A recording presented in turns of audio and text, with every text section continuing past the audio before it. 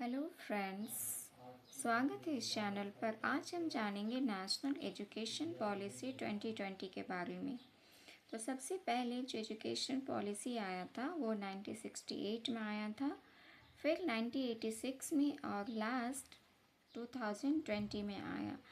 तो NEP 2020 ये जो है 21st सेंचुरी का यानी 21वीं शताब्दी का ये फर्स्ट एजुकेशनल पॉलिसी है और ये लगभग 34 वर्षों के बाद आया है, यानी 1986 के बाद 2020 में आया, तो लगभग 34 वर्षों का समय लिया। इस पॉलिसी को बनाने के लिए कमेटी तैयार किया गया था और इस कमेटी की अध्यक्षता की थी के कस्तूरी रंजन ने। और रिपोर्ट लगभग बनकर तैयार हो गई थी 31 मई 2090 तक और इस पॉलिसी की घोषणा की गई 29 जुलाई 2020 में। जो 1986 का जो पॉलिसी था वो 10+2 के फॉर्म में था और जो 2020 का पॉलिसी है वो 5+3+3+4 के फॉर्म में है, जिसे आप 5 3 स्क्वायर 4 के फॉर्म में याद रख सकते हैं। अब हम आगे देखते हैं इसे एक टेबल के फॉर्म में, जिससे ये और अच्छे से समझ में आ जाए। जो 1986 का पॉलिसी था वो 10+2 के फॉर्म में था। ये दो भागों में बांटा गया था, 10+2। और जो 10 ईयर्स में जिसमें बालक 6 से 16 साल का लगभग होता था और जो 2 साल वाला ग्रुप में बालक 16 से 18 वर्ष के बीच होता था। और वहीं 2020 का जो एजुकेशनल पॉलिसी है इसे 4 भागों में बांटा गया है, 5+3+3+4। तो जो 5 वाला भाग है इसे भी 2 भागों में बांटा गया है, 3 ईयर्स और 2 ईयर्स। और 3 ईयर्स में बालक 3 से 6 वर्ष के बीच होता है और जो 2 ईयर्स वाला ग्रुप है इसमें बालक 6 से 8 साल के बीच होता है। और ये जो फर्स्ट स्टेज है यानी 5 ईयर्स वाला, जिसे फाउंडेशनल स्टेज मूलभूत चरण के नाम से जाना जाता है। फिर आगे है 3 ईयर्स, ये जो सेकेंड स्टेज है जिसमें बालक 8 से 11 साल के बीच होता है, जिसे प्रिपरेटरी स्टेज या प्रारंभिक चरण के नाम से जाना जाता है। फिर नेक्स्ट है 3 ईयर्स, इसमें बालक 11 से 14 वर्ष के बीच होता है, जिसे मिडिल स्टेज या मध्य चरण के नाम से जाना जाता है। फिर सबसे लास्ट है 4 ईयर्स और इस ग्रुप में बालक 14 से 18 वर्ष के बीच होता है, जिसे सेकेंडरी स्टेज या माध्यमिक चरण के नाम से जाना जाता है। अब हम इस चारों स्टेज के बारे में 1 बाय 1 करके समझेंगे। तो जो पहला स्टेज है यानी 5 वाला, वो फाउंडेशनल स्टेज के नाम से जानते हैं, यानी मूलभूत या प्राथमिक चरण के नाम से भी जाना जाता है। इसे फर्दर 2 भागों में बांटा गया है। जो फर्स्ट पार्ट है जिसमें बालक का एज 3 से 6 वर्ष का होता है, यानी इस एज में बालक या तो वो आंगनबाड़ी जाता है या फिर प्री प्राइमरी या फिर इसे हम बाल वाटिका के नाम से भी जानते हैं। और सेकंड है 6 से 8 साल के बीच का बालक, और ये इस स्टेज में बालक क्लास फर्स्ट और सेकंड में होता है। तो जो प्राथमिक चरण होता है, ये फाउंडेशनल स्टेज होता है, इसके क्या कैरेक्टर है। फर्स्ट है, जो इस स्टेज का बालक होता है उसका जो शिक्षण होता है वो खेल आधारित होता है, यानी उसे जो कुछ भी सिखाया जाता है खेल के माध्यम से सिखाया जाता है। जो फाउंडेशनल स्टेज होता है इसमें बालक भाषा को सीखता है और इस समय उसके लिए क्रिटिकल पीरियड होता है और इसीलिए इसमें भाषा को और अच्छे से भाषा के बारे में उसे सिखाया जाता है। थर्ड है गतिविधि आधारित, यानी जो कुछ भी सिखाया जा रहा है गतिविधि, कोई एक्टिविटी के थ्रू उसे नंबर्स याद कराए जा रहे हैं या फिर राइम्स के थ्रू उसे हिंदी के वर्णमाला याद कराए जा रही है। इस तरह से एक्टिविटी के माध्यम से उसे सिखाया जाता है। और फोर्थ है अनौपचारिक शिक्षण, यानी जो शिक्षक होता है उसे औपचारिक शिक्षण नहीं देता, यानी उसे पेन पेंसिल या फिर कॉपी के माध्यम से नहीं, बल्कि खेल खेल में बातचीत या कहानी या फिर कोई पोयम के जरिए बालक को शिक्षण दिया जाता है। और इसमें एक मेन पॉइंट है, 6 साल तक के बालक को यानी अर्ली चाइल्डहुड खेल एंड एजुकेशन के तहत रखा गया है, क्योंकि बालक लगभग जब 6 साल का हो जाता है तब उसका जो ब्रेन का डेवलपमेंट होता है वो लगभग 85% तक हो जाता है। इसलिए इसे इस स्टेज को एक स्पेशल ट्रीटमेंट दिया जाता है, उसके हर एक पक्षों को ध्यान रखा जाता है। सेकेंड स्टेज है, 3 के अंतर्गत कौन से स्टेज आते हैं। सेकेंड है प्रिपरेटरी स्टेज यानी प्रारंभिक चरण। इस स्टेज में बालक का जो एज होता है लगभग 8 से 11 साल का होता है और इस एज ग्रुप में बालक 3 से 5 क्लास के बीच ही होता है। और इस एज में बालक को खेल के माध्यम से सिखाया जाता है गतिविधि यानी एक्टिविटी, उसे खोज प्रयोग द्वारा उसे शिक्षण दी जाती है। यानी बालक का जो एज ग्रुप है यहाँ ये बहुत ज़्यादा मैच्योर नहीं होता, लेकिन हाँ कुछ हद तक वो समझता है चीज़ों को। और इसका जो सेकेंड पॉइंट है वो इम्पॉर्टेंट है, यानी क्लास 5 तक बालक को उसके मातृभाषा में शिक्षण देनी है और इसे ज़रूरत पड़ने पर एक्सटेंड किया जा सकता है 8 क्लास तक। यानी जो 5 क्लास तक बालक को उसकी मातृभाषा में ही शिक्षा देनी है, क्योंकि बालक इस समय वो अपने घर की भाषा, उसके जो मदर टंग है उसी में वो कंफर्टेबल होता है, जिसके कारण पॉलिसी के माध्यम से बताया गया है कि 5th क्लास तक बालक को उसकी मातृभाषा में ही समझाया जाए, सिखाया जाए। नेक्स्ट पॉइंट है, इस स्टेज में बालक लगभग किन किन विषयों के बारे में उसे सिखाया जाता है, जैसे EVS, विज्ञान, भाषा, गणित, कला, शारीरिक शिक्षा, इन सभी विषयों के बारे में इंट्रोड्यूस कराया जाता है। थर्ड स्टेज है यानी 3 के अंतर्गत मिडिल स्टेज, जिसे मध्य चरण के नाम से भी जाना जाता है। और इस स्टेज में बालक लगभग 11 से 14 साल का होता है और वो क्लास 6 से 8 क्लास के बीच में ही होता है। और इस स्टेज में बालक को अनुभव द्वारा शिक्षण दी जाती है, यानी जो कुछ भी उसे शिक्षा दी जाती है वह अनुभव के द्वारा, यानी बालक खुद करके सीखता है, उससे एक्सपेरिमेंट कराए जाते हैं। एजुकेशन पॉलिसी के आने के बाद बच्चों का जो बुक है उसमें भी बहुत सारे एक्सपेरिमेंट दिए गए हैं ताकि बच्चे वो करके अपने अनुभव के द्वारा सीखें। इसका जो सेकंड पॉइंट है वो बहुत इम्पॉर्टेंट है फ्रेंड्स। 6 क्लास के बच्चों को व्यावसायिक शिक्षण दिया जाना है, मतलब इस कक्षा के आने तक बच्चे को स्थानीय जैसे कला हो गया, बढ़ाई, कुम्हार, माली, इस सब के बारे में उसे शिक्षा दी जानी है। ये एक वोकेशनल कोर्स के रूप में, जिससे बालक कुछ स्किल्स सीख पाए और उसे हो सके तो उसके भविष्य में काम भी आ पाए। इस तरह से बालक को एक जिम्मेवार बनाने के लिए नेशनल कोर्स का इंट्रोड्यूस किया गया है। नेक्स्ट पॉइंट है, ये वेरी इम्पॉर्टेंट है। नेशनल एजुकेशन पॉलिसी के तहत इस स्टेज के बच्चों को कोडिंग इंट्रोड्यूस कराया गया है।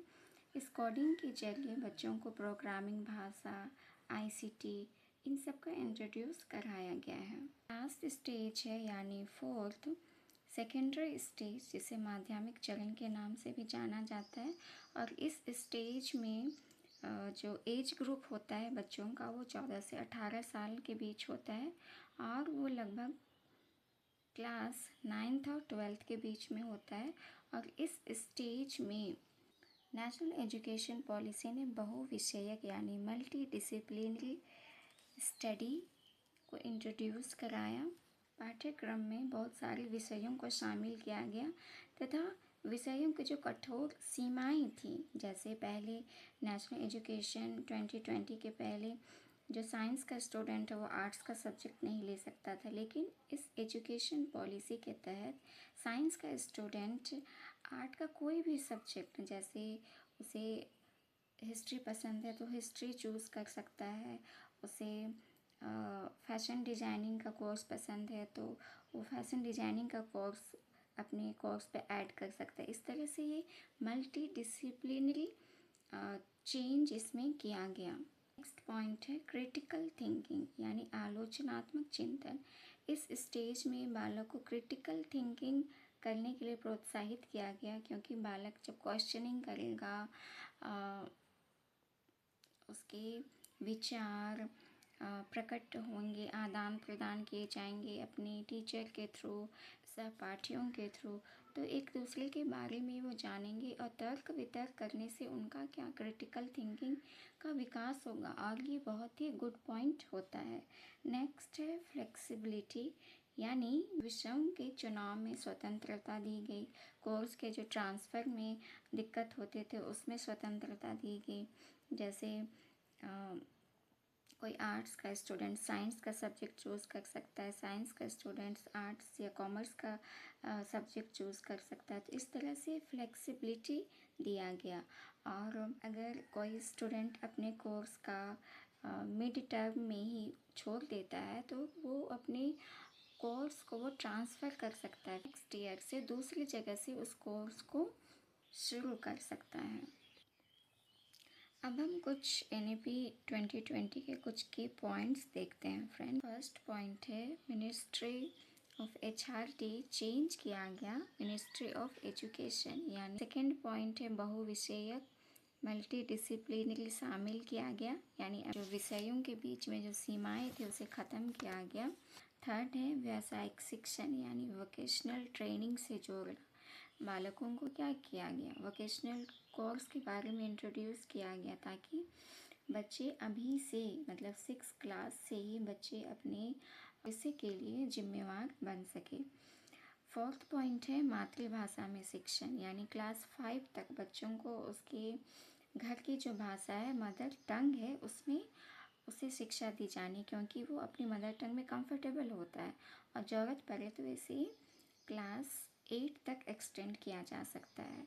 फिफ्थ पॉइंट है कंसेप्चुअल अंडरस्टैंडिंग, यानी वैचारिक समझ, बालक को जो शिक्षा देनी है वो कॉन्सेप्ट के आधार पर देनी है, ये नहीं कि सिर्फ उसे मार्क्स लाने हैं या ग्रेड लानी है, बल्कि उसे कॉन्सेप्ट के थ्रू, जिससे बालक का जो नींव है जो बेसिक है वो स्ट्रॉन्ग बन सके।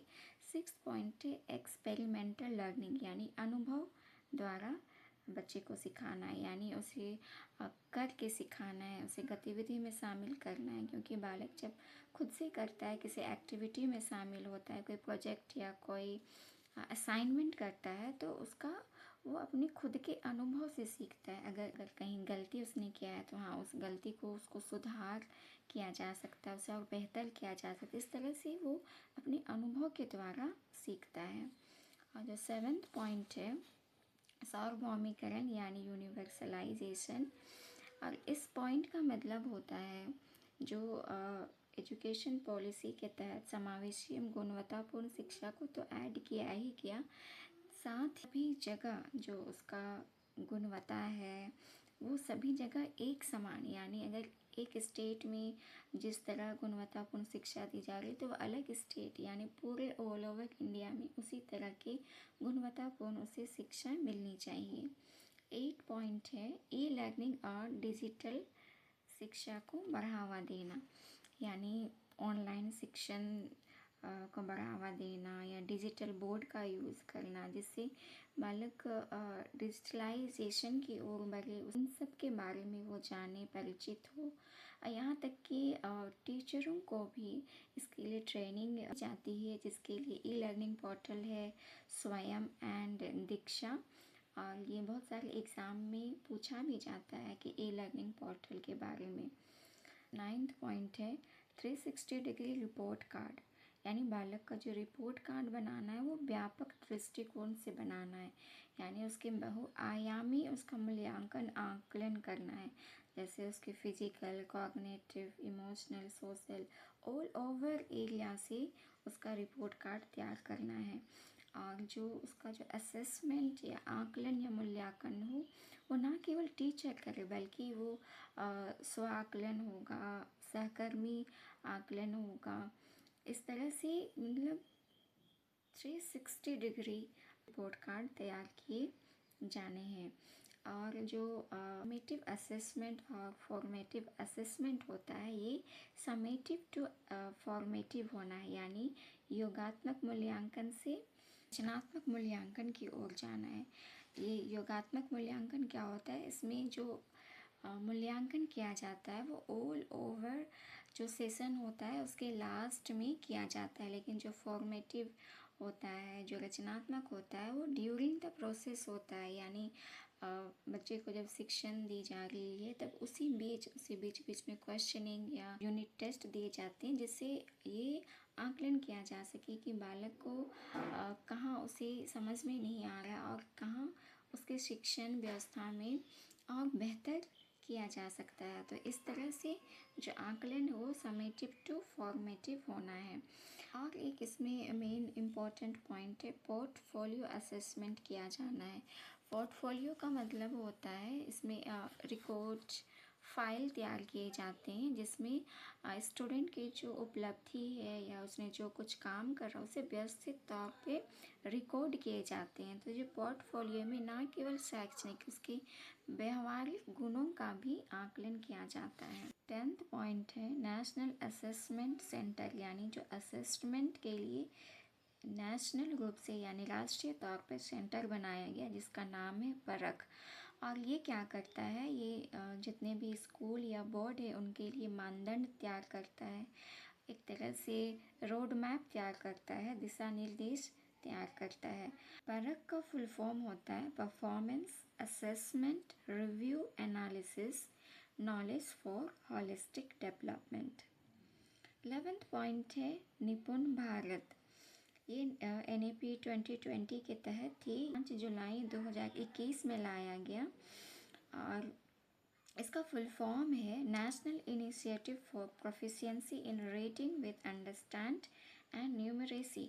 मतलब इस भारत प्रोग्राम के तहत बालक को बुनियादी लिखने पढ़ने समझने और जो बेसिक नंबर्स के बारे में उसे जानकारी को जोड़ दिया गया।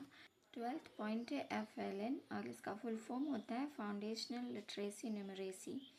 NEP ने FLN के तहत बताया कि क्लास 3rd तक बालक को बुनियादी तौर पे लिखना पढ़ना समझना और जो नंबर्स की बेसिक कॉन्सेप्ट हैं वो समझ आ सके, जैसे जोड़ घटाव गुणा भाग। ये बच्चे को इंश्योर किया गया कि बच्चे का बेसिक अंडरस्टैंडिंग क्लास 3rd तक होनी चाहिए। अब हम कुछ PYQ क्वेश्चन करेंगे फ्रेंड्स, जिससे ये टॉपिक और अच्छे से क्लियर हो पाए। फर्स्ट क्वेश्चन है राष्ट्रीय शिक्षा नीति 2020 आकलन में क्या बदलाव करने की सिफारिश करती है। यानी जो NEP 2020 है ये असेसमेंट में क्या बदलाव करने की सिफारिश करती है। फर्स्ट पॉइंट है छात्रों के सामाजिक सांस्कृतिक संदर्भ का अवमूल्यन करने की। हम लोगों ने जाना कहीं सामाजिक सांस्कृतिक के बारे में बात नहीं किया गया है, तो ये ऑप्शन गलत है। सेकंड है आकलन के योगात्मक रूप को क्रियान्वित करना। योगात्मक मीन्स समेटिव असेसमेंट। तो NEP ने बताया है कि समेटिव टू फॉर्मेटिव जाना है, तो योगात्मक नहीं, यहाँ रचनात्मक रूप को क्रियान्वित करना है, तो ये ऑप्शन भी गलत है। थर्ड है स्व मूल्यांकन और सहकर्मी मूल्यांकन को शामिल करना। टीचर तो मूल्यांकन करता ही है, लेकिन self assessment and peer assessment जो होता है उसको भी शामिल किया गया, जिससे बालक खुद से अपना आकलन कर सके कहाँ वो गलती कर रहा है और किस तरह वो सीख सकता है। यहाँ तक कि सहपाठी एक दूसरे का आकलन कर सकते हैं, उसके गलतियों को बता सकते हैं, गलतियों को सुधार सकते हैं, तो ये ऑप्शन बिल्कुल सही है। और फोर्थ है बुद्धि की एकात्मक धारणा को लागू करने की। तो बुद्धि की या एकात्मक नहीं बहुदिशात्मक धारणा को लागू करने की बात कही गई है। तो इसका सही आंसर हो जाएगा ऑप्शन थर्ड।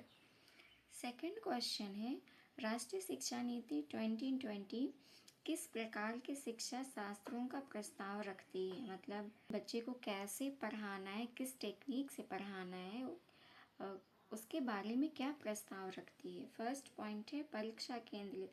क्या एग्ज़ाम सेंटर होना है? ये ऑप्शन गलत है। क्या टीचर सेंटर यानी अध्यापक केंद्रित होना है? तो ये ऑप्शन भी गलत है। थर्ड है अधिगमकर्ता केंद्रित यानी लर्नर सेंटर। तो ये ऑप्शन बिल्कुल सही है, क्योंकि बालक के बारे में सोचना है। जितना भी टीचिंग मेथड होगा वो बालक के अनुरूप ही होगा। तो ये ऑप्शन बिल्कुल सही है।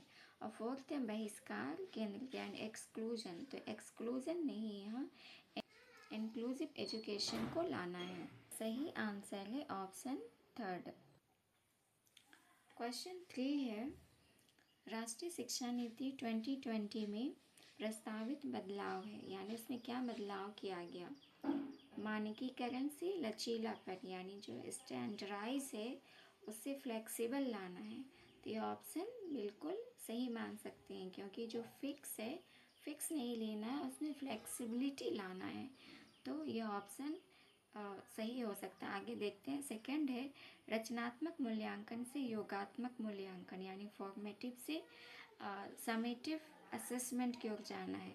तो ये उल्टा है, क्या करना है? समेटिव टू फॉर्मेटिव जाना है। तो ये ऑप्शन गलत है।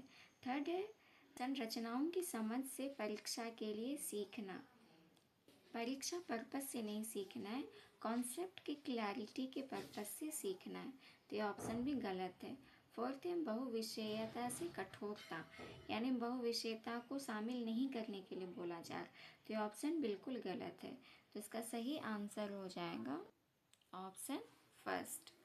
फोर्थ क्वेश्चन है, यहाँ अभिकथन और कारण यानी ऑब्जेक्शन और रीजन दिए गए हैं। तो अभिकथन में है राष्ट्रीय शिक्षा नीति 2020 के अनुसार 5वीं तक के सभी बच्चों को उनकी मातृभाषा में शिक्षा दी जानी चाहिए। तो ये तो बिल्कुल सही है, क्योंकि 5वीं तक बालक लगभग अपनी मातृभाषा में कंफर्टेबल होते भी शिक्षा दी जाएगी। अगर उनके मदर टंग में दी जाएगी तो वो अच्छे से उन्हें समझ में आएगा, वे अच्छे से समझ पाएंगे। तो ये ऑप्शन बिल्कुल सही है। और कारण दिए गए हैं, छोटे बच्चे अपनी मातृभाषा में सार्थक अवधारणाओं को अधिक तेजी से सीखते व समझते हैं। तो ये भी बिल्कुल सही है, क्योंकि अगर मातृभाषा यानी मदर टंग में हम जो कुछ भी समझाते हैं तो बालक बहुत ईजीली समझ जाता है। तो ये ऑप्शन भी सही है। तो यानी उसके जो कथन और कारण दोनों सही है और उसकी व्याख्या भी सही कर रहा है। तो इसका सही आंसर हो जाएगा ऑप्शन 1 यानी ए और आर दोनों सही है और ये सही व्याख्या करता है। तो आई होप फ्रेंड्स NAP 2020 के बारे में समझ में आ गया होगा। मिलते हैं नेक्स्ट वीडियो में नेक्स्ट कॉन्सेप्ट के साथ। वीडियो हेल्पफुल लगे तो लाइक शेयर सब्सक्राइब करें। Thank you.